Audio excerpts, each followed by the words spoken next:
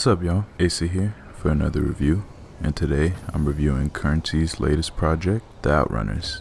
Now, Currency is a New Orleans rapper who has been one of the most prolific artists in hip-hop throughout the last 15 years. He's a chill rapper who focuses on topics such as weed, money, luxury, and hustling, which are all topics that I enjoy hearing about, so of course I'm a big fan of his. He has now released 4 projects this year, with this one being his 4th.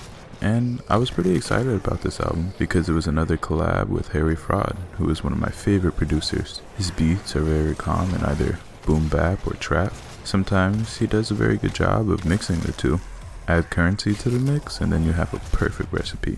So what came about this project from the most consistent rapper ever? Well, another dope project, that's what. You get what you'd expect: dope beats, flows, features, and bars about hustling and a wealthy lifestyle. I also like the constant mentioning of Currency's newborn son, as it helps his music to really feel like he's being honest with each bar. On the track Offloading, there are some smooth vocals and a bit of a boom bapish instrumental. As always, Currency comes into the track with that trademark smooth flow and braggadocio. Nothing was amazing about this track, but it was a really good start to the project. It let me know that we get a pretty similar project to their last collab, which was awesome, and it also had a boat theme. On the track Cutlass Cathedrals, the song has some dope sampled vocals and some chill layering. I'd say that the beat feels nostalgic and Spitta matches that feeling.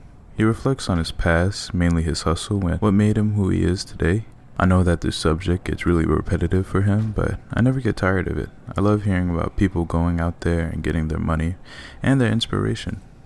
On the track 90 IRIZ, this track begins with some jazz instruments. I'd say that it's the most laid-back instrumental on the whole project. The keys later on the track are very well placed. Currency gives his condolences to Nipsey Hussle and ASAP Yams, which is always appreciated.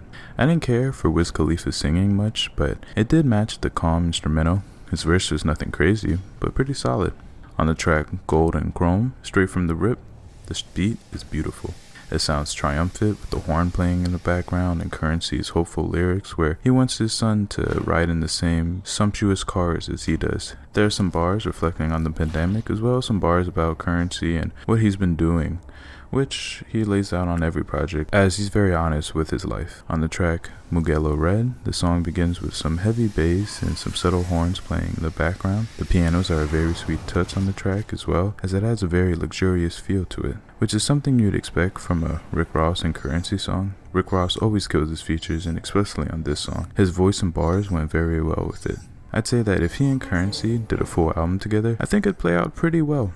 On the track Riviera Beats, I love this beat. The strings are smooth and the bass as well, but it has somewhat of a ruffian feel to it. Currency laid down a dope verse, but my ears perked when Conway came onto the song.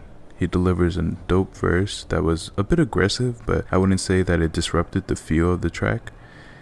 If you like how he sounded on this, then I highly suggest you check out Venetian Loafers with Conway and Mayhem Loren on the song 7 Seas. This track has a pretty good flute sample as well as a trap beat. I think Currency flows wonderfully over the song, and once that bass comes in, it's like a match made in heaven.